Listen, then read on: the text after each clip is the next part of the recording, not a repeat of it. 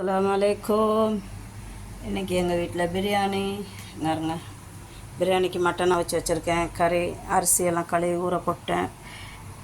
இஞ்சி பூண்டு வெங்காயம் தக்காளி எல்லாம் இங்கே வதங்கிக்கிட்டு இருக்குது. எல்லாம் போட்டாச்சு. இன்னைக்கு கறியை தூக்கி கொட்டி அரிசியை போட வேண்டியது தான்.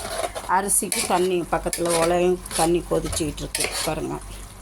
வாங்க, சூப்பரான பிரியாணி எங்கள் வீட்டில்.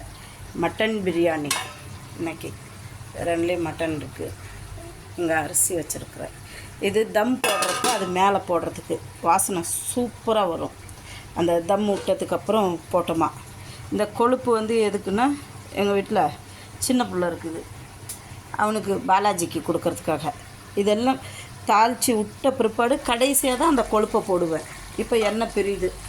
இனி நான் இதில் இன்னும் ஒரு 2 நிமிஷம் விட்டு மட்டன் போட போகிறேன். மட்டன் போட்டுட்டு உப்பு பார்க்க போகிறேன். இது பாருங்கள் மசாலா. நான் வீட்டில் செய்கிற மசாலா தான். ரெடி ஆகிடுச்சி.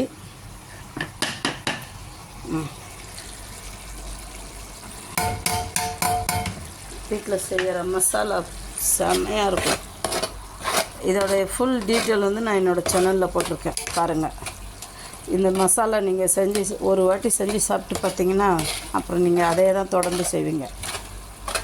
ஹோட்டலை விட ஹோட்டல்லே தான் அஜினோமோட்டோ போடுவான். இதை பாருங்கள், செம்ம டேஸ்ட்டாக இருக்கும் மட்டன் பிரியாணி. பிஸ்மில்லா. பிடிச்சிருந்தா ஷேர் பண்ணுங்கள், சப்ஸ்கிரைப் பண்ணுங்கள், லைக் பட்டனை ப்ரெஸ் பண்ணுங்கள். மறந்துடாதீங்க. Mixing channel.